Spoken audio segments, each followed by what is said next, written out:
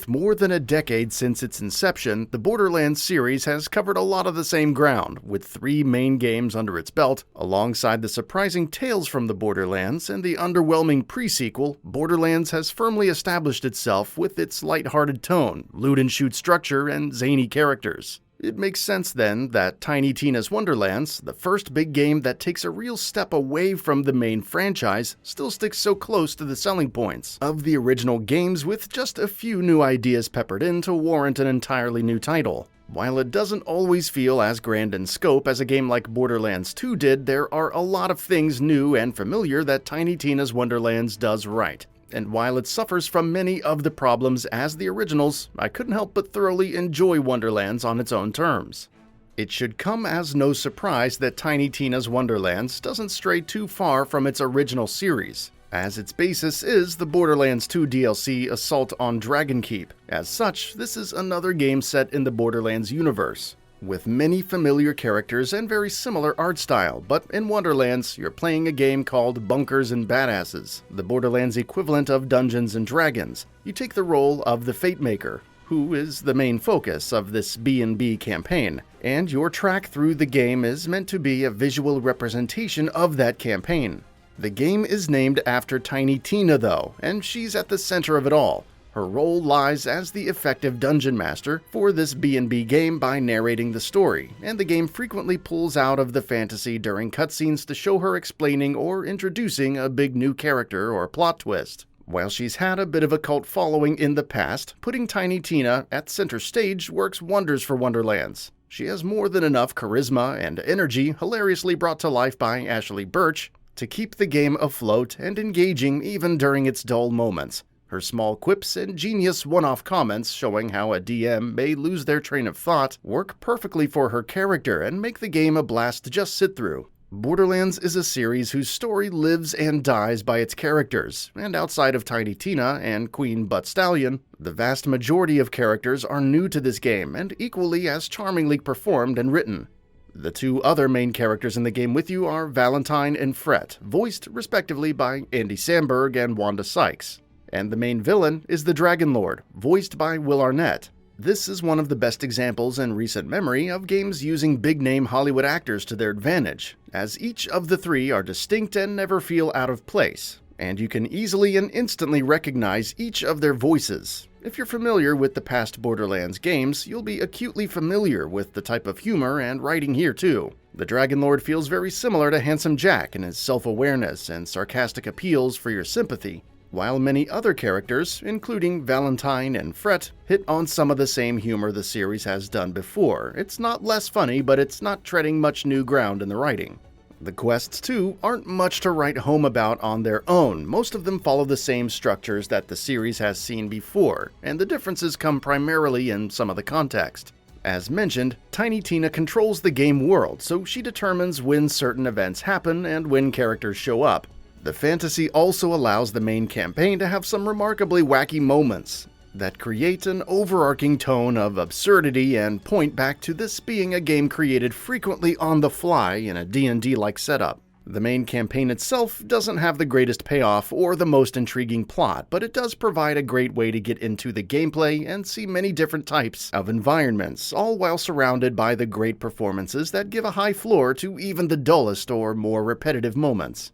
But while you'll see many familiarities in Wonderland's story, you'll even see more in the gameplay. That's because Wonderlands is a looter-shooter through and through, almost indistinguishable from the Borderlands series.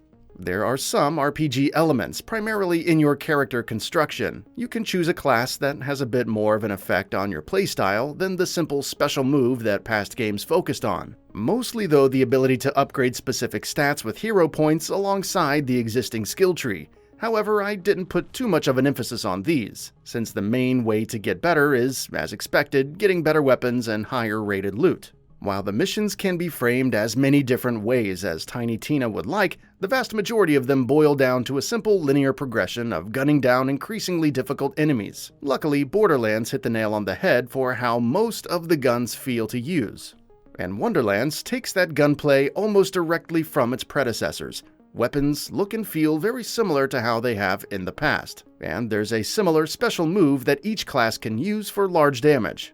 As the Clawbringer, my special move was a hugely fun hammer that hits the group of enemies with a devastating and frequently life-saving blow. These come alongside the loot mechanics, which work almost identically to past games, and while the hit of dopamine is great when you find a better new weapon or armor piece, it still almost universally boils down to the number at the top of the item rather than any detailed look at the actual function or deeper stats. The only major new aspect of moment-to-moment gameplay is the addition of spells, which replace explosives in your inventory slot. Spells are a widely fun and contextually relevant addition to gameplay, as they can be diverse in their usage, from attacks to status impacts on single enemies or larger groups. My only issue with spells is that within the context of Borderlands-style loot gathering, where weapons, armor, and spells are replaced regularly, it's difficult to keep a hold of one single spell. This type of fast-paced replacement is understandable with weapon types, whose specific weapons frequently feel similar to one another, but with such a wide range of spells, it's very common that you don't get a good feel for one before you have to swap it out.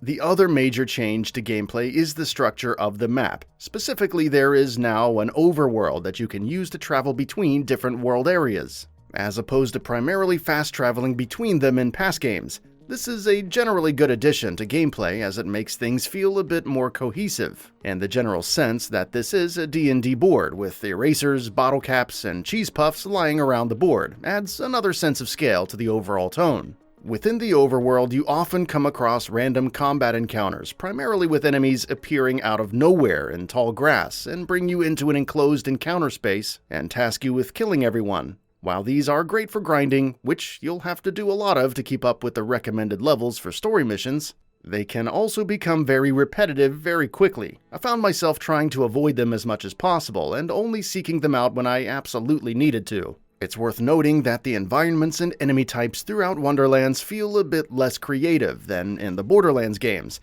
Most of the humor seemed left to the main characters, so many enemy types are reused throughout much of the plot. Aside from some of the very interesting boss fights, when there are too many enemies on screen though, not only do things start to feel chaotic and make you lose track of what's actually going on, but Wonderlands also frequently starts to chug. I didn't experience any hard crashes, but I did get caught with consistent hitching when these started to heat up on screen. While it doesn't break much new ground for what is technically a new IP, Tiny Tina's Wonderlands is an overall highly enjoyable experience that does just enough new to stand out from the series it branched off from.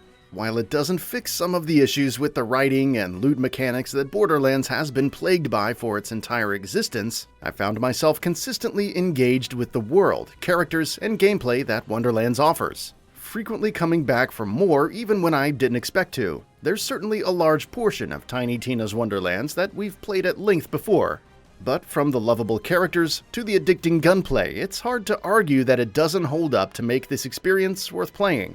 That's all for now. If you enjoy what you saw, please hit the like button. And if you're new to the channel, now is a great time to subscribe. We upload brand new videos every single day. After subscribing, don't forget to enable all notifications by clicking the bell icon.